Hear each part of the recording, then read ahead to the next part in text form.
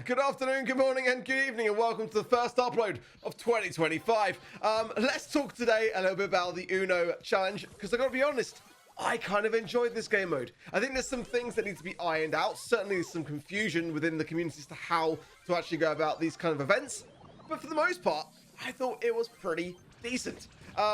Let's just go through some of the gameplay at the moment. You're seeing on screen, me, Garo, and Code Gas. We hit it pretty hard, and we had no idea going in what to expect. And I think we did a pretty decent job, all things considered. But certainly, there was feedback with amongst you guys that no one really knew kind of what they were doing. So it definitely helped if you were going in with some friends or some competent players for sure.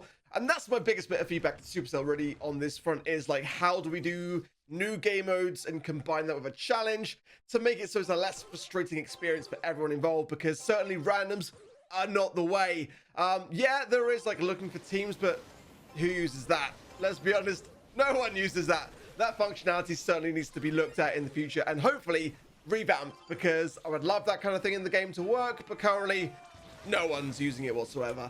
For me, it was a game mode that kind of really sat in nicely in what I would like to see from a challenge and a new game mode in Brawl, and dare I say it, maybe even one day suitable for esports. Who knows? But this for me wasn't like, you know, Brawl hockey or anything. It was actually kind of engaging and interesting in that sense, and less random. Yes, the cards themselves had that kind of quality where, you know, if you landed one on the pack, it would have an effect. Now, I'll be honest, I actually didn't even realize that was a thing until watching back this footage. I didn't see, if you look closely on the cards, an icon that specifies what happens when that card gets laid on the pack.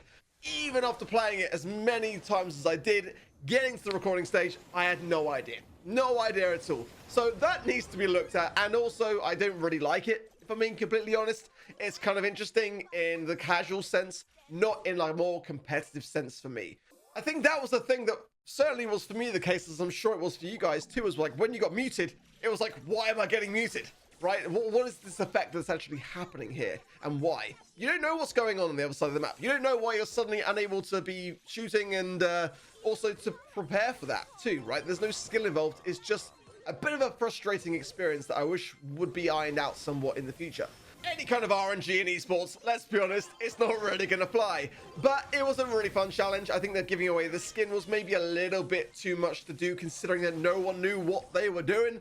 That was the thing. Even now, I don't know what I was doing, but we were doing it. I had a competent team. I mean, it kind of helps when you're playing with a 2023 world champion and a content creator. There's a lot of pride on the line when it comes to those sort of things. I would like to have seen a little bit of something to lean into what this game was going to be prior to a challenge that gave away a skin. I think that was the thing. It was a pretty decent skin as well, let's be honest. So some great animations and that kind of stuff.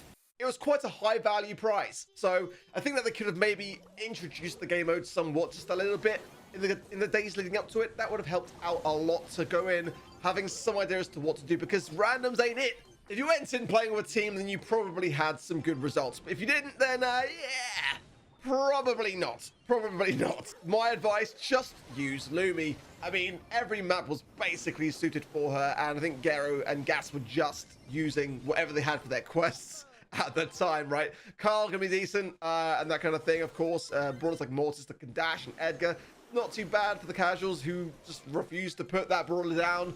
But nonetheless, I think that there's a lot of brawlers which, in a competitive sense, would be kind of insta-bans. That's my only reservation, really, is if there were to be a world in which this kind of crypt enter competitive, there's certain brawlers that are just going to naturally be very good at this game mode. And if you go back to Brawl and Mortis, that was a brawler which literally got targeted as a kind of rework nerf kind of situation, purely because of the game mode. So, you know, how much weight do you put on certain brawlers in a kind of draft situation where, as we already know, in esports, we've got a lot of situations where players are already complaining that there aren't enough bans, or that the drafting process needs to be developed and changed and enhanced to allow the heavy-hitting brawlers in the meta to be kind of eradicated more so. So that's my only reservation. I'm sure the comments grilling me as we speak. Me talking about this game mode, Uno Challenge, as a competitive mode, but I can see it. I can actually genuinely see it. And the way that I would look back in this sense would be to look at something like Hot Zone. When Hot Zone was a thing for the first time, I was the first to say, this is awful. This is never going to be a competitive. There's not a world where this gets into competitive. The players hated it. Players did not like the mode. They didn't think it was competitive, didn't think it was interesting, And as soon as Brawl Esports came along and said, hey, we're putting this in whether you like it or not, we all came round to it. You know, we actually kind of all came round to it and learned to like it. And of all the game modes that Brawl has released over the past couple of years, I've not really taken to any of them that much, to be completely honest. I think the closest thing I ever came to liking one was probably the one which we had in the kind of SpongeBob event, where you had to get the jellies and then you had to bank them. Don't know what it was called, not a clue, but that one seemed all right. Whereas this, I think it's got some depth. With some experimentation and some adaptations along the way, it could work. Now, the question for me is, what kind of additional layer of depth could be brought into the game mode to have it have a little bit more spice? I think that was the thing for me. Certain things I didn't even realize were a thing, like you can actually kind of body block the cards that are kind of being placed down onto the zone. That was interesting to find out. But again, going into the game mode for this challenge, didn't have a clue. I think the question for me is, if this mode didn't have those additional qualities to the cards being laid on the pack, what is there more to the mode that we can kind of explore, right? I think one thing that could be kind of interesting, and hear me out, is if you had different values assigned to the cards. So if one card was worth 1 point, another worth 2 points, and another worth 3 points, color code them with traffic lights. Green is worth 1, yellow is worth 2, red is worth 3, because the red card is then really high value. You know, if you're going to be having that on the right hand side lane, your opposition's saying, we've got to shut this lane down. And you might let a couple go with the value of 1 because it's not as high a risk, right? You could kind of leave that side lane, or at least have to make the decision between where you're defending and where you're going on the offense. That could be really interesting. Supercell, you're welcome to the idea. Hit me up. But at least there'll be some way to have a bit of push and pull in the game mode, right? You know, you can have the situation where, you know, your team is left with 1 card to have to land on the zone. There's a lot of pressure for the defending team to do that, but then the opposition land a 3-point card and then they win the whole game and it just turns on its side, kind of like Bounty when you've got that kind of star differential and someone comes in with a huge takedown that's worth 4 stars, and it's exciting to me to have that kind of dynamic. I can see that kind of thing working. I really can in esports. This has potential. And I tweeted that. You guys seem to really respond well to that as well. So this was the tweet that I put out to see and gauge how you guys were feeling about this. And it seemed to do pretty well for the most part. Marsh down there didn't have a great experience with bad randoms, but it seemed the consensus was much more along the lines of bad randoms and not really knowing how to play the game mode. I think that at least locks it in for being a permanent ladder game mode, with a few tweaks along the way and a few refinements. Then let's get to ranked. I think Supercell probably realized themselves too that they jumped the gun a little bit, asking the community to vote in the next game mode for ranked. But you can sense that from the Brawl Hockey experiment, let's call it, that we are getting to that stage in Brawl where we need more game modes. This is something that I've been saying for the longest time, especially from my esports background. I'm yearning for something more in Brawl Stars that brings in a new game mode. We've only had Hot Zone and Knockout, so we need something new. It's been a couple of years now. I am putting my chips on the line on this one being the next mode. So yeah, that's my experience in a nutshell. I really enjoyed this challenge, went 9-0, but I was playing with people that I could depend on, people that knew Brawl Stars inside out, that could really handle any given situation.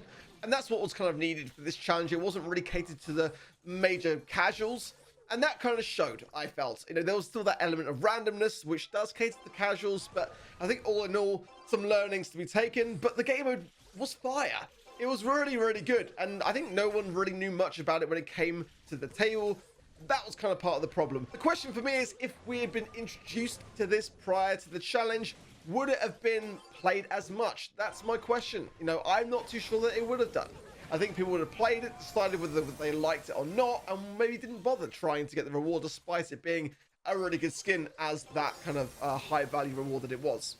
So there's a bit of give and take. But let me know down in the comments, did you enjoy this event? Did you get bad randoms? Did you get 9-0? Did you get the skin, most importantly? And can you see this being something that could stay long lasting within the game, whether it's in ladder, whether it's in ranked, or God forbid, maybe even in esports? Fingers crossed for me. I really personally enjoyed this.